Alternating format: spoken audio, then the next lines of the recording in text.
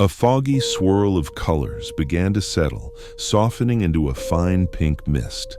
Sides blinked hard, several times in succession, and drew in a deep breath.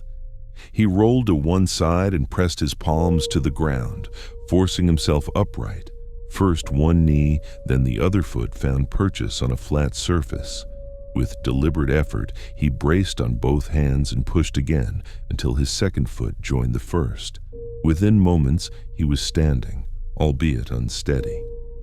His eyes, still sharp despite the confusion, narrowed as he scanned his surroundings.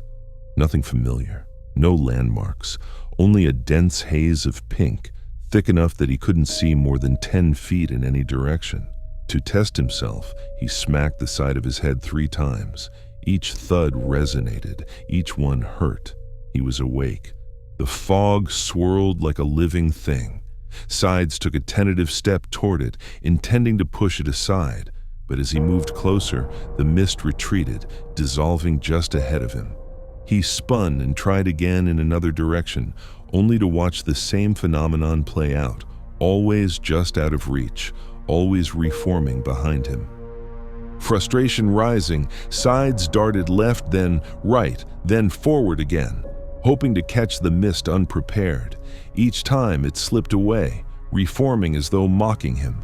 He quickened his pace, twisting and lunging in all directions. His chest burned, his breath shortened. Finally, his legs gave out and he doubled over, gripping his sides as pain lanced through his ribs. He hadn't felt like this in years, maybe a decade or more. Whether from the sudden bursts of movement or years without real training, it didn't matter. He was alone, winded, and trapped in a place he didn't understand. And that, he realized, was terrifying. Bent over in pain, Sides finally noticed the ground beneath him.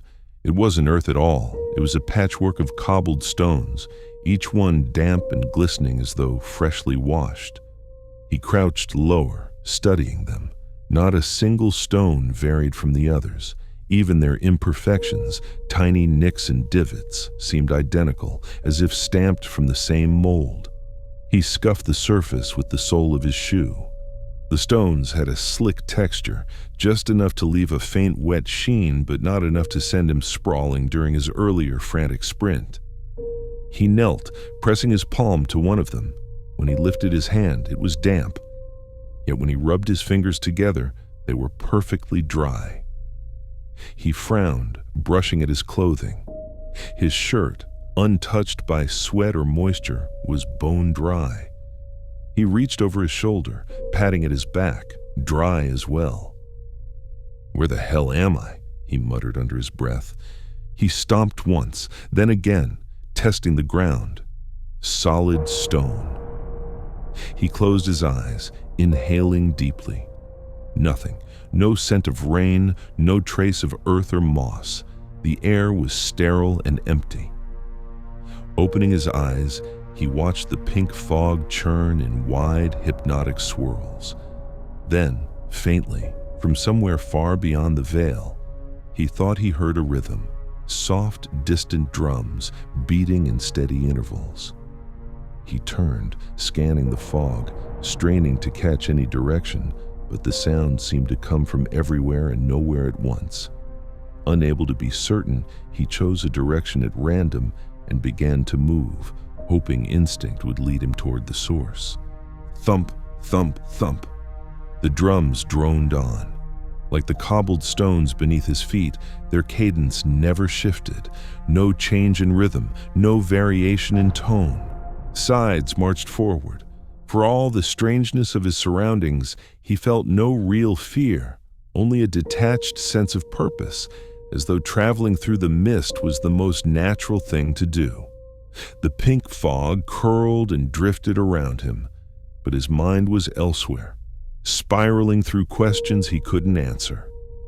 He wasn't dead, at least he didn't think so. Everything felt too vivid, too tangible for a dream. And yet, where exactly was he? How had he arrived here? The more he thought about it, the more tangled his reasoning became. his mind scattering in 100 directions at once, circling back to the same unsettling paradox. "Maybe I'm hallucinating," he muttered aloud, voice swallowed quickly by the fog. "Maybe there were hallucinogens in the house and I somehow came in contact with them." Thump, thump, thump. Sides kept moving as the drums grew louder, the steady rhythm thudding somewhere ahead. His earlier theory, that he might be hallucinating, was starting to unravel. None of it made sense. He wasn't dead. He wasn't dreaming. And he wasn't truly lost. Where he was no longer seemed as important as how he would get out. Everything around him was alien, yet he pressed on, step after step, deeper into the unknown. The only thing he was certain of was that he was getting closer. The drums were swelling, growing sharper with every pace. Whoever was behind that sound was waiting, and the suspense began to coil tight in his chest. Anxiety bled into anticipation. Thump, thump, thump, thump, thump. The cadence quickened, louder now, echoing through the fog, until something unimaginable happened. A sudden wind rose from nowhere, sweeping against his face. The fog ahead rippled, then parted, an opening blooming like the pull of massive curtains. Sides froze, breath caught in his throat before stepping forward, eager to see what lay beyond. Light spilled across his path, though there was no visible source. The fog continued to unravel, streaming away into the void. And then, silence. The drums ceased abruptly, leaving only the faint rush of the wind. Ahead of him loomed an enormous triangular structure. Its presence dominated the horizon, its edges disappearing into the pink expanse. Sides turned slowly, realizing that in every other direction stretched nothing but a dull, endless pink void. He looked back to his feet, following the pattern of damp cobblestones until they met the base of the structure. His gaze climbed its massive sides until, at last, he spotted a set of stairs etched into one far corner, leading upward into whatever waited above.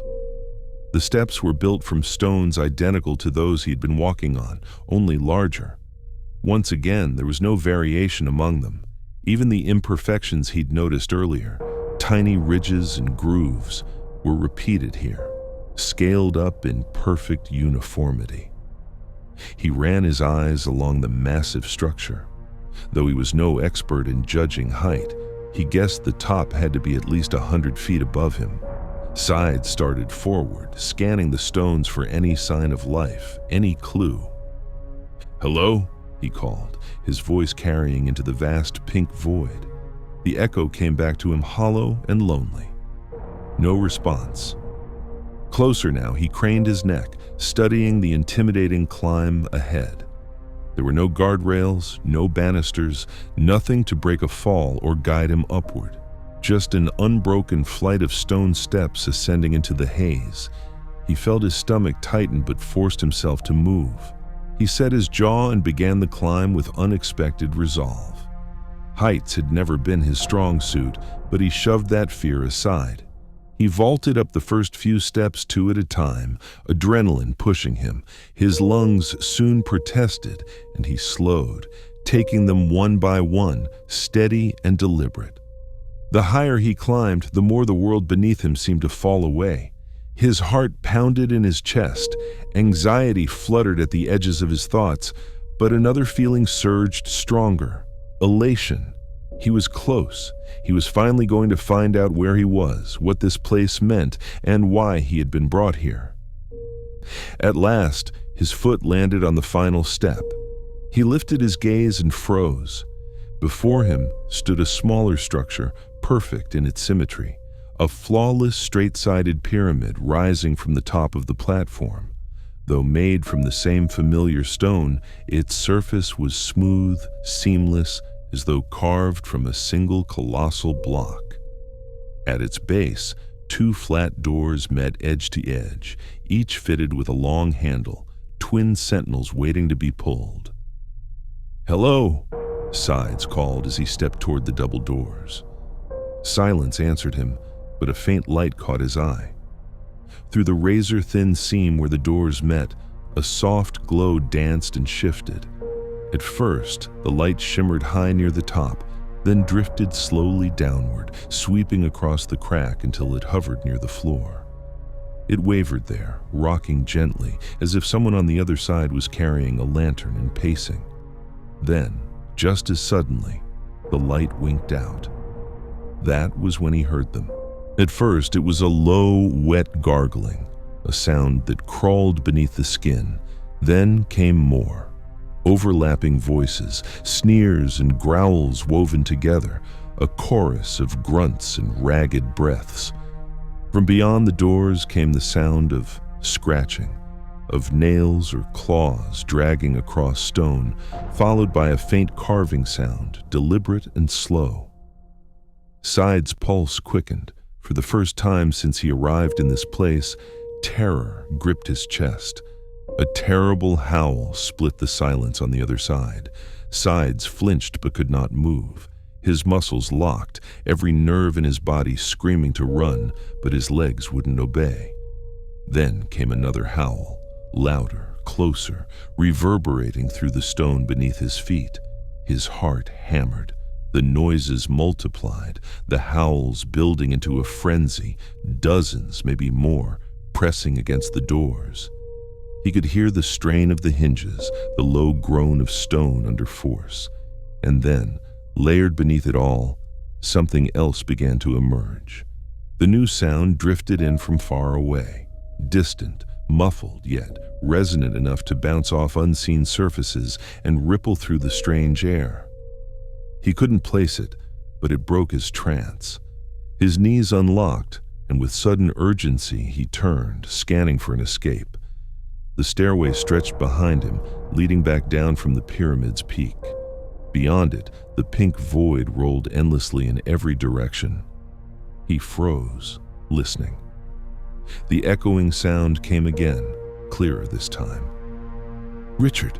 Richard! Richard!" It wasn't just a sound, it was a voice.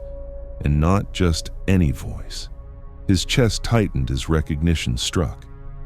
Brian. It was Brian Eckhart's voice, calling to him in a steady cadence, each repetition matching the rhythm of the drums he'd heard before reaching the massive structure. "Richard! Richard! Richard!" The name rolled over him, rhythmic and relentless. Sides felt the sting of tears pressed behind his eyes. He wanted to answer. Brian could help him. Brian would help him. He sucked in a sharp breath and finally forced the words out. "Brian!" Sides cried, his voice cracking as it vanished into the endless pink. For a heartbeat, there was only silence. Then, without warning, a new sensation struck him. A pressure, sudden and absolute, gripped him from behind.